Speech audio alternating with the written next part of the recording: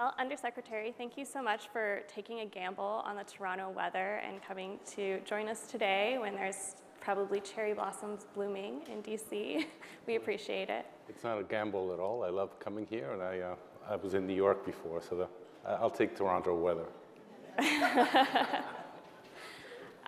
So, our two nations work together on a lot of things, not everything, two separate governments going on. So why is this critical minerals issue something that is so large that these two countries need to work together on it?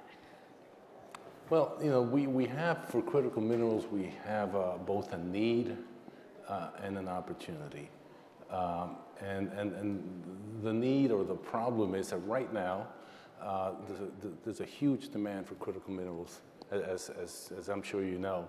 Just to give you a couple of examples, the IEA, the International Energy Agency, has said that we're going to need 7 times as much critical minerals as we have now, and that number becomes exponential when you get to lithium, 42 times, manganese, 25 times. The fact of the matter is that if we are going to reach our clean energy goals, we're going to really need to ramp up our supply of critical minerals. What's the problem? The problem is that right now, over 60%, maybe as much as 70% of critical minerals are either mined in Chinese mines or are processed in Chinese mines. That's a huge vulnerability. We need to find ways to deal with that, and that's also an opportunity. Canada is a major source of critical minerals today. There are a lot of projects. We have a long history, the US and Canada, of doing projects together, and I think this is an opportunity to take our North American strategy a step higher. And so I think this is why you're seeing folks like the Eurasia Group and the International Energy Agency and others come together and talk about the opportunity as well as the need for us to deal with this quickly. So I write about electric vehicles, so that's, my newsletter Shift focuses on lithium, cobalt, those types of critical minerals that go into batteries. And one thing that we've seen here in Canada is the government kind of stepping in and limiting or even forcing divestments of Chinese investors in lithium companies. And I think this is maybe the first time a lot of people who aren't dialed in on the industry are kind of hearing of this China's dominance in this area. And China dominates a lot of supply chains, right? They make all the iPhones that we use, laptops we use. But what is it about China controlling the critical mineral supply chain that is really keeping our leaders up at night so much? Well, look, we saw it most recently with the COVID pandemic.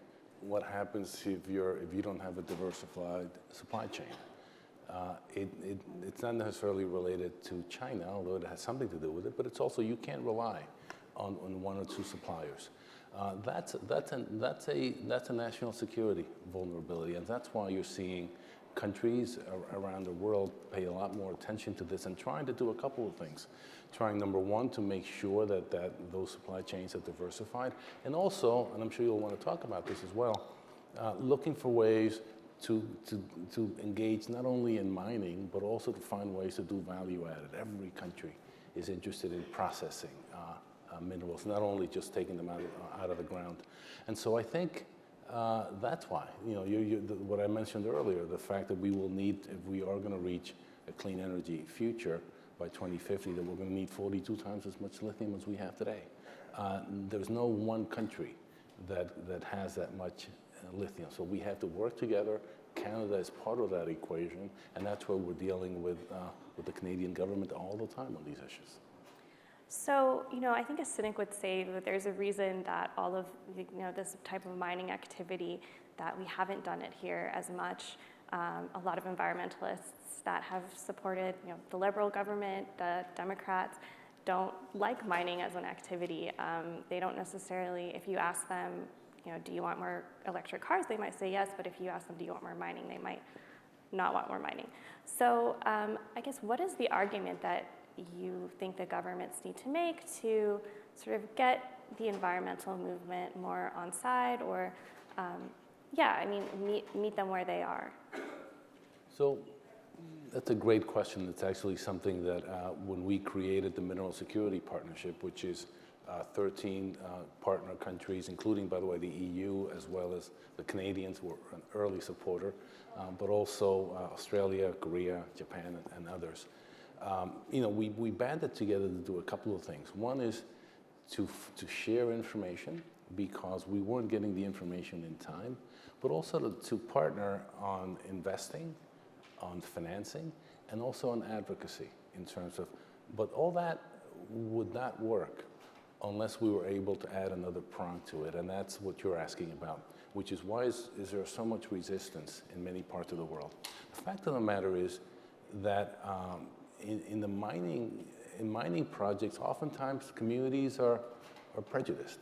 You've got communities that have to bear the brunt of the environmental damage, that they don't get the benefits. You have First Nations, indigenous communities that have special interests and special needs that need to be met. So what's happening? If we are to succeed, and I spend a lot of time in many parts of the world talking to countries about this, if we are to succeed, we are going to have a new value-added proposition. And that value-added proposition is we will not make you choose between economic prosperity and environmental degradation. We will find ways to support and to engage in the highest ESG standards. What does that mean? That means transparency.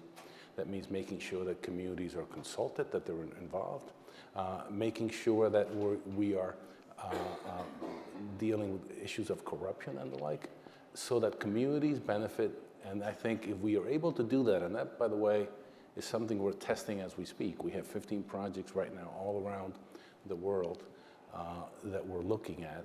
And if we are to succeed, we're going to have to convince communities, we're going to have to convince environmental groups, NGOs and others, that this will be a proposition where not only will we be able to deal with the security issue, but also that we will do so in a responsible way. And that's, talk to us in a year or so and once we've tested that.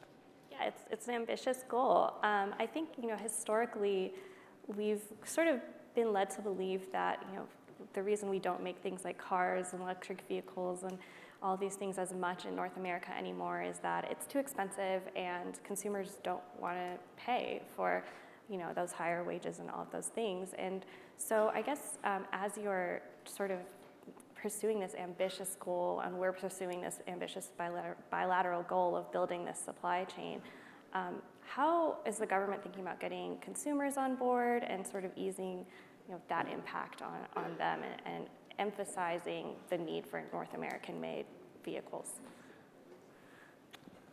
I think we have an opportunity. On the Canadian side, you've got the talent here. You've got the expertise. You obviously have the raw materials, the critical minerals.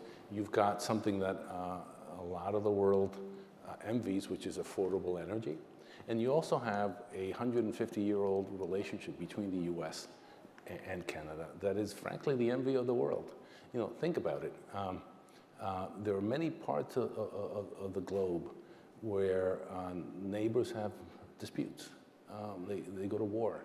We're seeing it now, unfortunately, with Russia's invasion of Ukraine. We've got a relationship with Canada. Well, we do have our differences, but people envy around the world, as I go around the world, the fact that the U.S. is blessed to have neighbors on both sides of our borders who are among our best friends, if not our best friends. So I think this is an opportunity.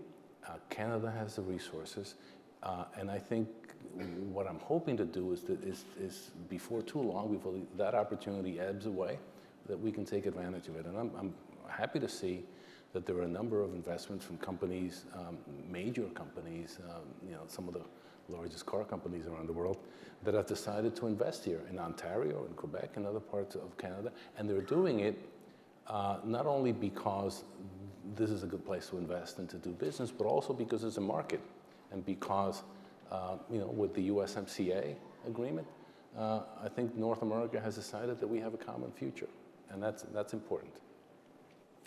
Well, I'm sure our next panelists will have a lot to say about seizing this opportunity before it ebbs away. But thank you so much, Undersecretary, for joining us. This was really helpful. Thank you.